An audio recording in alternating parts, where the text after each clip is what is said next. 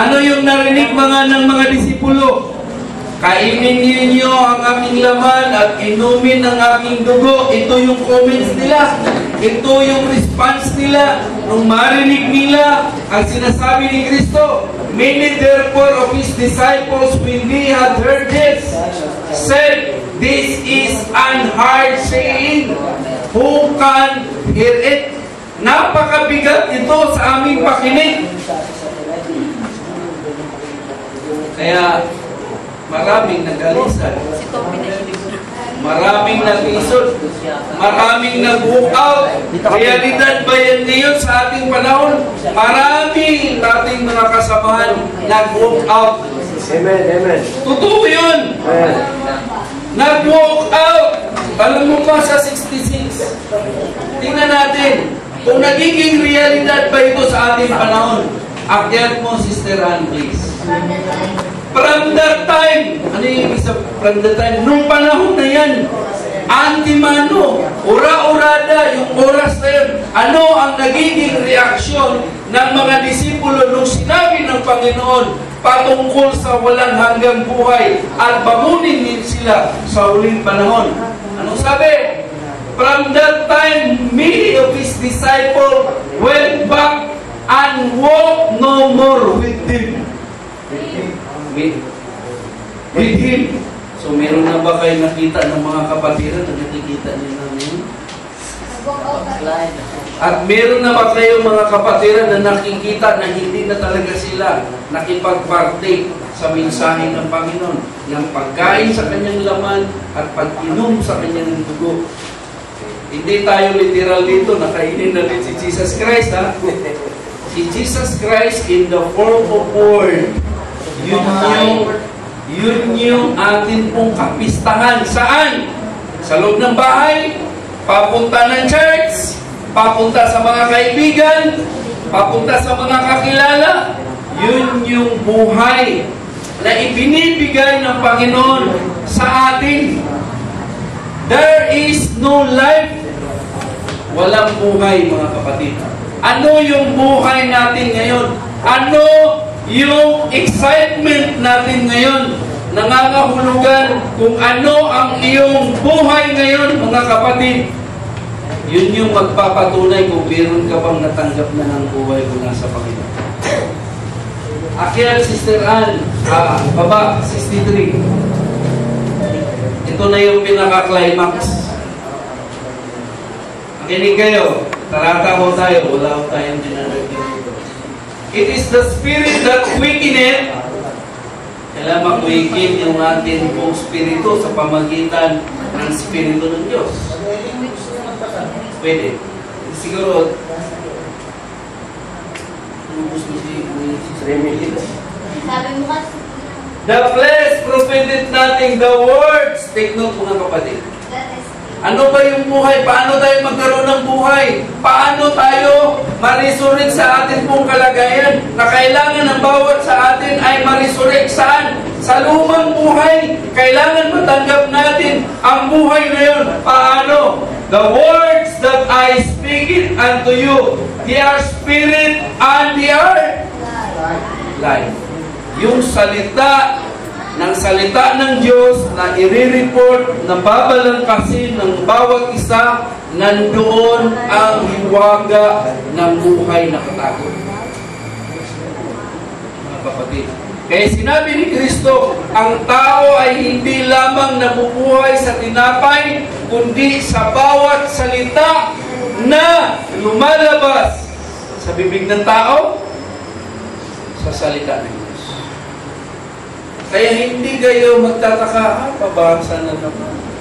Hindi niyo alam na doon sa ating lumang pagkatao, habang binabaybay, habang nire-report natin ang kabutihan at kagandahan ng Panginoon, yung pagkataong loob natin ay unti-unting mabuhay hanggang ito'y mapunuan at mag-quicken sa pamagitan ng Espiritu ng Diyos.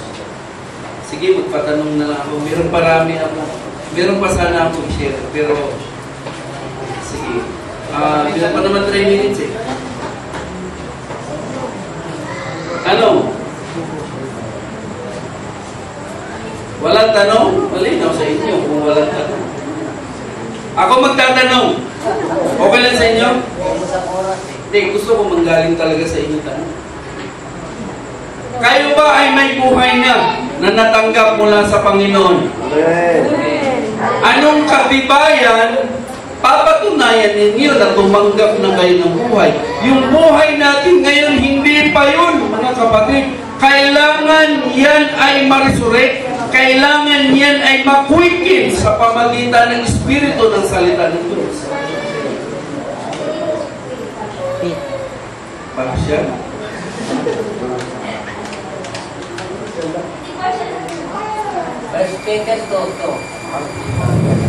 Ibig sabihin, kapag naintindihan mo ang pangungusap ng Panginoon, na ang sikreto, ang hiwaga pala ng buhay, ay tamasain ng namin.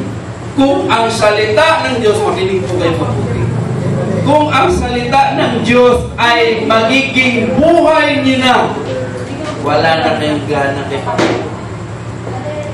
Wala na kayong gana doon sa... Meron ka tayong mountain climber yan. Sabi ko kanina ay wala pa po buhay. Pero sabi doon, may nabasa po ako, out of the abundance of the heart, suluhin.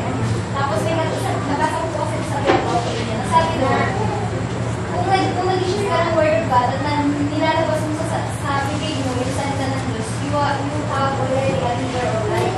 Meron ka lang maagos na buhay. Tuloy-tuloy yung sister. Ang ibig sabihin, yung tubig na maging balon doon sa kalooban mo, pahayag yun. Yung sinasalita mo na salita ng Diyos, magiging balon yan. Pag sinabi mong maging balon, walang tigil na yun na umaagos sa'yo. Ibig sabihin, wala ka na yung gana na makikipag-usap pag hindi ng Diyos ang pinag-uusapan. Hindi, maramdaman mo ba parang dry? Siguro parang tapsing lang, yung tapsing, parang hanging lang na parang gano'n lang. Pero yung maramdaman mo na nag-i-enjoy ka ngayon, yung uwi ako dahil parang meron doon sa kalooban mo na longing na talagang mag-participate ka doon. I don't think so na aabot ka na doon sa punto na yun. Maaring mapakinggan mo yan. Diba? Maaring ganun, pero yung talagang mag-i-enjoy ganun, I don't think so na parang ganun. So, ano yung buhay na pinag-usapan nyo? Diba? Yan ang pinopoint out natin dito. Bakit tinuturuan natin yung mga anak natin? Kasi yung buhay nila ngayon, hindi pa yan yung gusto ng Panginoon eh. Na ang buhay natin dapat, ang pagtatalunan natin yung katuwiran ng Panginoon na. Pero pag Diyos ang pag-usapan, pag naiinip ka, parang gusto mo nang umuwi. Mga kapatid, yan ay garantiya na talagang wala pa, hindi pa tayo tumanggap ng buhay. The word that I speak it unto you, they are spirit and they are life. Pag yan ay tuloy-tuloy mula sa bata, sabi ng Bible, from the child they know the scripture. Pag yan ay magtuloy-tuloy hanggang sa paglaki, yun na yung magiging buhay niya. Salita na ng Panginoon ang hinahanap niya. Yun na yung kaligayahan niya. Yun na yung excitement niya. Mga kapatid. Last na lang, bababa ako. Gusto ko ibalik doon sa 54. For the last time, Sister Ran. 654. 54, Sister Ran.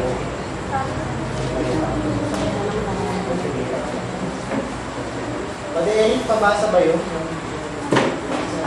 O drink it. Kasi pag sinabi mo, ang sino mang kumain at uminom, partaking yun.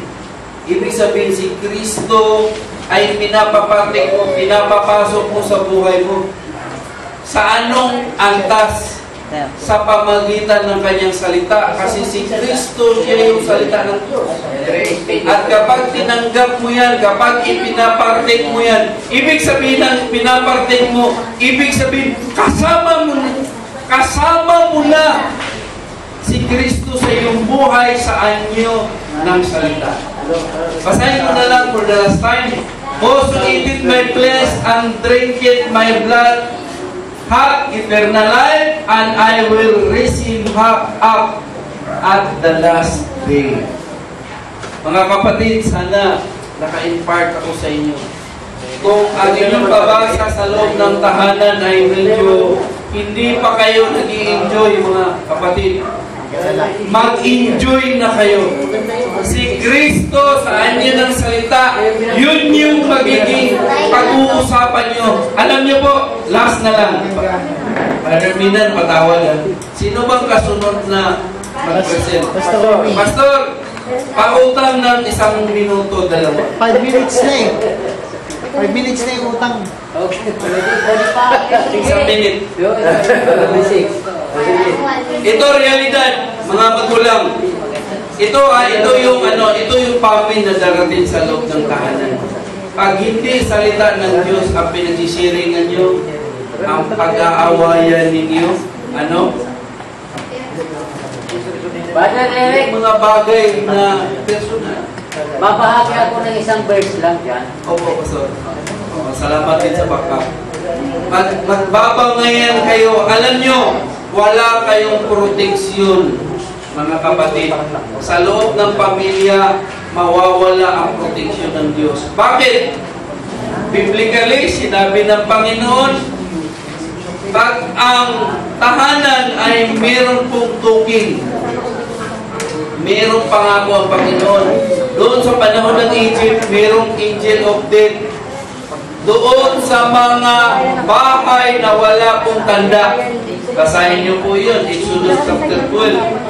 Take note niyo, pagdating niyo sa bahay, basahin niyo buong konteksto. Pinatay ng angel of death yung lahat ng panganay, tao man at mahayop. Bakit? Wala silang tuning, wala silang tanda sa loob ng tahanan. Ngayon, ano yung tanda na ibinibigay ng Diyos sa loob ng tahanan? Yung pinapahayag si Kristo sa bawat isa sa loob ng tahanan. Kaya, mga kapatid, hopefully naiintindihan niyo bakit may mabasa. Ikibran na pala yung pinasa natin. Wala pa kay Gan, wala pa kay Amos, wala pa kay yung taga-heritage. Marami pa mga successor sa intay. Meron pang denomination, meron pang sa Amos. Napakarami. So, Pastor, John 6:27. maraming salamat. Ikaw na magkasama, Pastor. Sige. Bababa na ako. May verse pa sanang babasahin tayo eh. John Ikaw na. 6. Ha?